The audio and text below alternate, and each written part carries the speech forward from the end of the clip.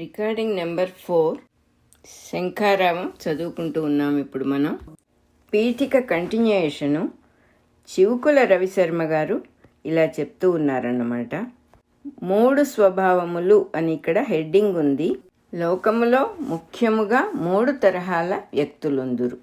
జీవితము దుఃఖమయము అని ఒక తరహా వ్యక్తులు వడిలిపోయిన ముఖములతో ప్రవచింతురు. మనము నిరంతరము పోరాడి విజయము సాధించుకొనవలసినదే అని మరి ఒక తరహా వారి వీరోచిత ప్రసంగము. జీవితం ఒక యజ్ఞము, దానికి వలయు యజ్ఞవేదిక ఈ శరీరము. ఇది మరి ఒక తరహా వారి అంతస్మితోల్లసిత భావము. పై 3ను తమోగుణము, రజోగుణము, సత్వగుణముల తరహాలు.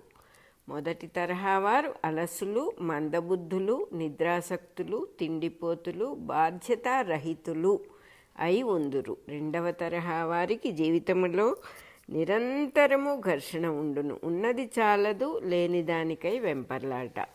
ఈ ప్రయత్నమున ఎన్నో మార్పులను, సమస్యలను కోరి ఆహ్వానించుటలో ఈ తరహా వారు అగ్రగణ్యులు. ఇష్టమైన మార్పులు తన ప్రతిభయే అని మురిసిపోవుట, సమస్యలు మాత్రం ఇతరులెవరో తన నెత్తిన రుద్దినారని ఏడ్చుచుండుట వీరి కార్యక్రమము. కీర్తి ప్రతిష్టలకో, అహంభావ పరితృప్తికో దాన ధర్మాదులు చేయుట, ఒక ఆశయము కొరకు సర్వస్వమును త్యజించి కుటుంబమును దిక్కులేని వారిని చేయుట ఈ తరహా వ్యక్తులలో మాత్రమే కనిపించును. కానీ చాలామంది ఈ 2 తరహాల లక్షణములను అవి కొన్ని ఇవి కొన్నిగా కలబోసుకొని జీవితమును సుడిగుండములో గిరగిరా తిరుగుచు, మునుగుచు, తేలుచు అదియే జీవన మాధుర్యమని అనుకునుచుందురు. వీరు కష్టపడి పని చేయరు.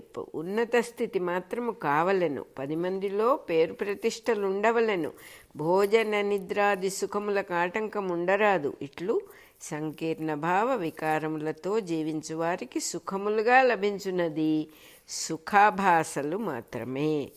దుఃఖముల పరంపరలు గడచిపోవుచుండగా నడుమ లభించు అంతరము, గ్యాప్లను మాత్రమే వారు సుఖమని అనుకొనుచున్నారు. మరి వీరి దుఃఖ నివారణ మార్గమేది? బాహ్యలోకములో సన్నివేశములు మాత్రమే ఉండుననియు, సమస్యలు తన స్వభావము నుండి పుట్టుచున్నవనియు, కనుక సమస్యలకు పరిష్కారము కూడా తన యందే ఉండుననియు తెలియుట దుఃఖ నివారణకు మొదటి మెట్టు. తన స్వభావము, దాని నుండి పుట్టు భావములు, కర్తవ్య రూపములుగా తీసుకొనబడు నిర్ణయములు, వానిని ఆచరించు జ్ఞానేంద్రియ కర్మేంద్రియములు, ఈ మొత్తమును ఒక మహావృక్షముగా కృష్ణుడు మనకి దర్శింపచేసెను.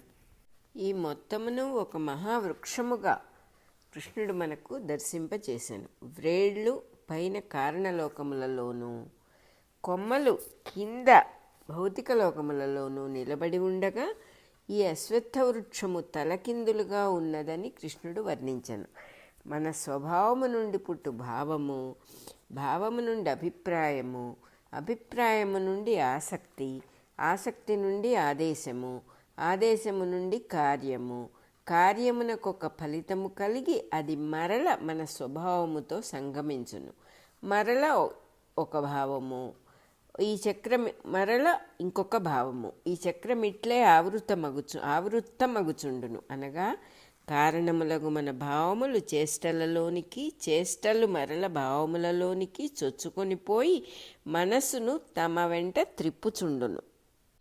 దీని అంతు చూడవలనని బయలుదేరినచో కారణము వెంట కార్యమునకు, కార్యము వెంట కారణమునకు చక్రభ్రమణమై జీవితము తెల్లవారిపోవునే కానీ అంధకారము తొలగిపోదు. కనుక దీని అంతు చూచుటకది పద్ధతి కాదు.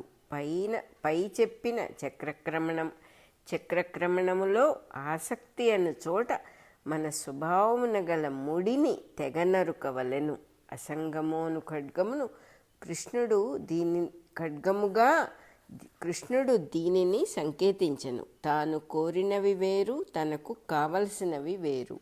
తనకు కావలసిన దానినే కోరుట తెలియని వానికి దుఃఖమే మిగులును. ఈ అంశము తెలిసిన వానికి అసంగము అను ఖడ్గముపై గట్టి పట్టు చిక్కును. పనులు 10 మంది మేలునకై జరుగును, ఫలితాంశముగా తనకు కూడా మేలు జరుగును. ఈ ప్రాథమిక సత్యము తెలిసిన వానికి ఈ ఖడ్గ ప్రయోగములో కూడా కౌశలం ఏర్పడును. ఈ వృక్షపు తత్వము నెరిగి దాని యందు తాను నిర్వర్తింపవలసిన తీరు తెలిసి నిస్సంగుడై ప్రవర్తించిన వానికి తనలోని 3 పురుషులు దర్శనమిత్తురు. భౌతిక శరీరము, ఇంద్రియ ప్రవృత్తులు, రాగద్వేషాదులు, తన స్వభావములతో కూడియున్న అహంకారమయుడగు క్షరపురుషుడు మొదటివాడు. ఇతడు ఒక జన్మతో పుట్టి దానితో అంతరించును. ఇన్ని వేల జన్మల అనుభూతులను వాసనలుగా, ఇట్టి కొన్ని వేల జన్మల అనుభూతులను వాసనలుగా స్వీకరించి పరిణామక్రమమున సాగిపోవు అక్షర పురుషుడు రెండవవాడు. అతనిని జీవుడు అందురు.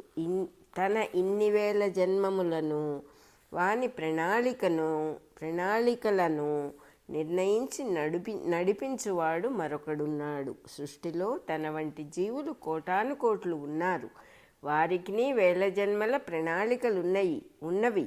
ఒకని ప్రణాళిక మరి ఒకని ప్రణాళికకు భంగకరము కాని రీతిలో ఇన్ని కోట్ల ప్రణాళికలను నడుపవలను.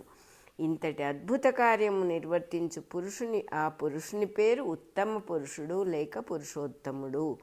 ఆ పురుషోత్తముని ప్రతినిధియే యోగమునకు ఈశ్వరుడైన కృష్ణ భగవానుడు. రికార్డింగ్ నెంబర్ 4 అయిపోయింది.